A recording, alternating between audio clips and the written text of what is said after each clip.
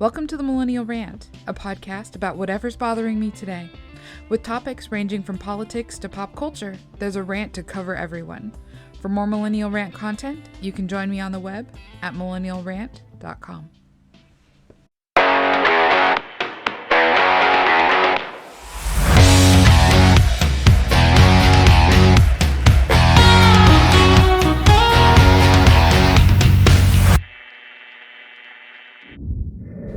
Welcome back to the Millennial Rant. I hope you had a fantastic Christmas season. I know I definitely did. And it was just a ton of fun. I had my family come in. My brother got engaged, which was amazing. And we love her to death. So very excited, which means I get to help plan another wedding. I'm like, I think 6 in at this point, so I feel like I'm kind of an old hand.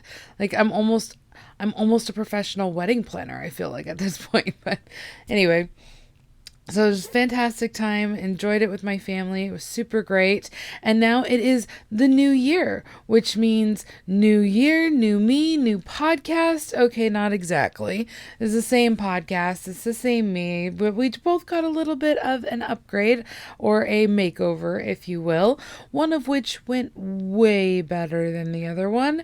And I may or may not have had a major hair disaster trying to darken it just a little bit and coming out with it basically black. It was really awful. Fortunately, I found a fantastic hairstylist who was able to fix the mess that I made of my hair, and I really like it. Although, to be honest, I'm not sure if I would like it as much if this is what it originally came out to, or if I just like it as much as I do because it was such a disaster when I did it myself. Either way, definitely learned my lesson there.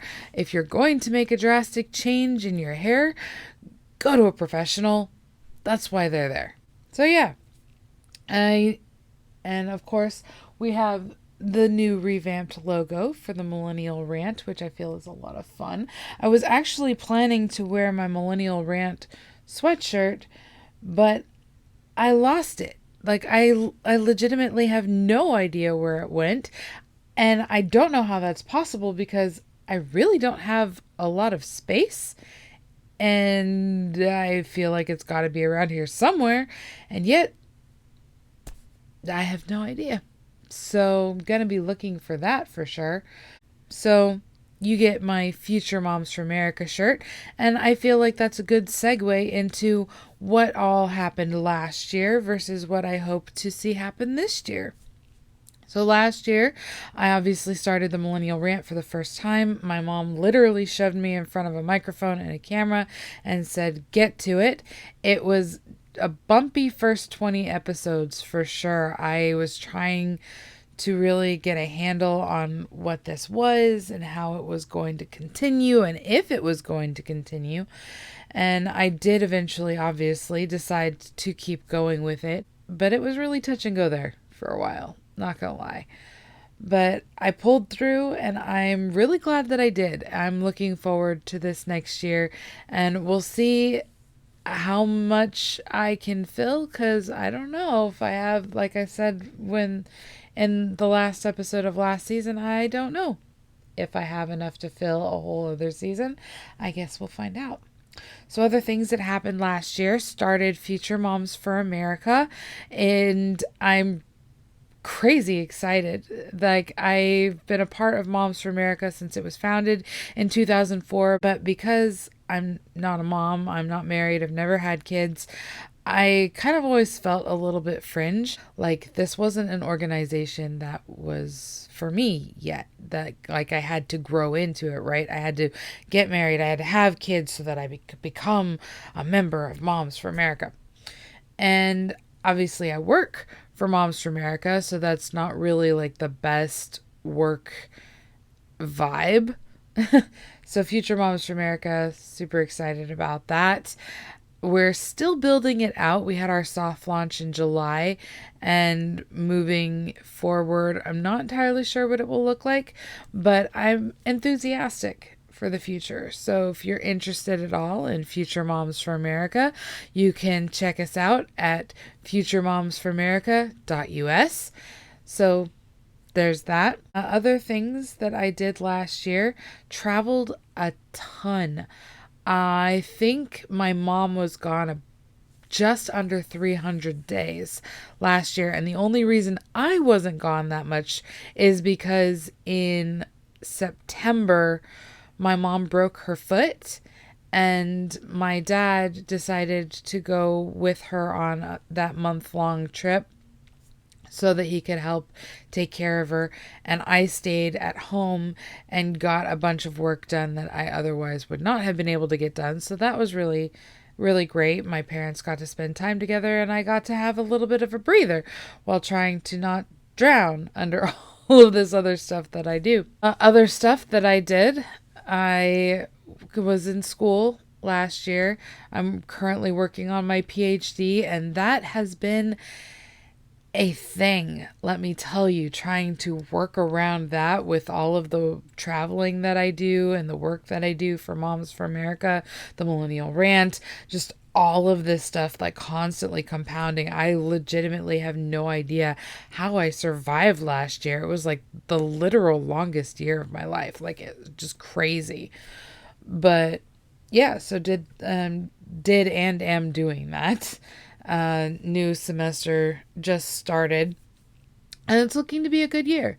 Other things, I was able to go to Oxford for school last year. We had a trip. It was for a C.S. Lewis class, and I think my body was like just relieved to not be under so much stress, because like the very first thing that it did when I got to Oxford was get sick.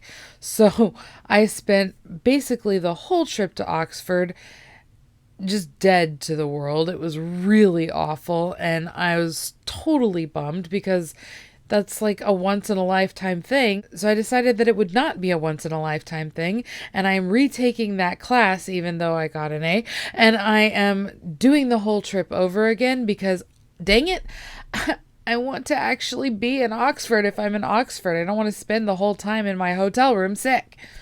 So that's happening. That happened, and that is happening again. And I will let you know how the trip goes this year. And fingers crossed, I will not be sick. Other things, I don't know. It's just kind of like business as usual kind of stuff outside of that. I did decide to start another podcast. My niece and I, in last season, we told stories to each other on this podcast because she had a nightmare and she came into my office, and I don't know. I just kind of felt like that was something that I really wanted to do, was to start a storytelling podcast that is for both parents and children, to help parents understand what it really means to tell stories orally to children, and how children can learn to tell stories to their parents, and the connection that builds between parents and children that continues not only as they grow into young adults, but also into adulthood. It gives it kind of that safe space, if you will. I really don't like that phrase, but in this case, I think it's actually applicable for children to realize that it is okay to talk to their parents about all sorts of things. And stories are just a good segue into that sort of communication. So that's something else that I'm doing as well.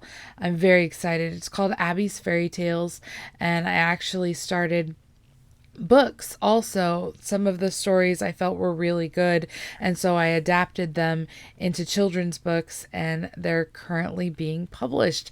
I have 2 available right now: Mermaid Abby and the Sea Witch, and Princess Abby and the Frog.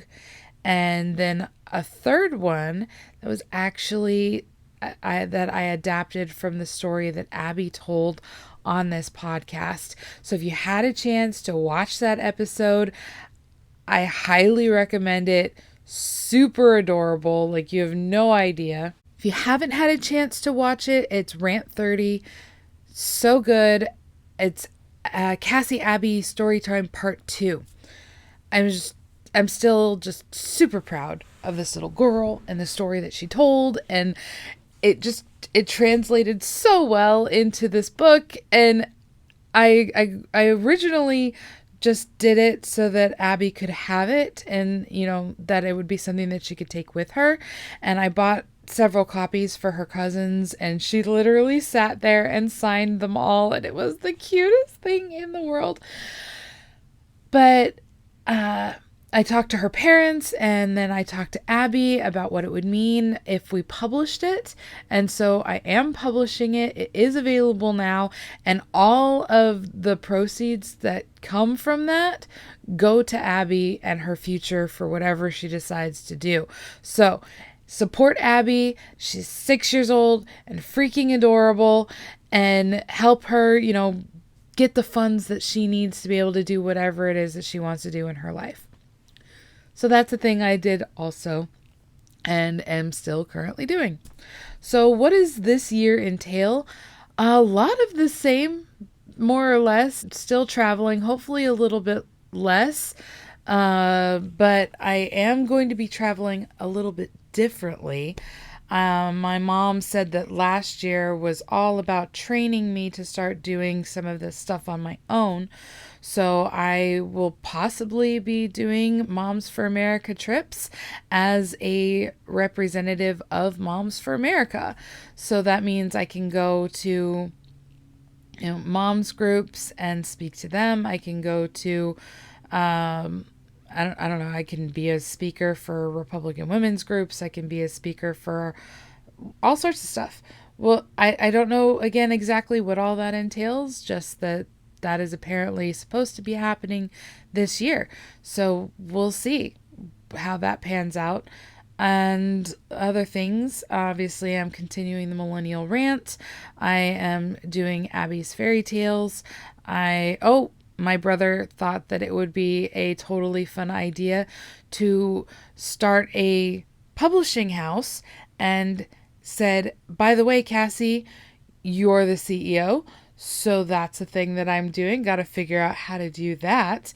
I'm publishing the first book that I'm publishing under the publishing house is Guardian Angel, which is a book that I originally wrote when I was 19, and then I rewrote the entire thing start to finish when I was 29.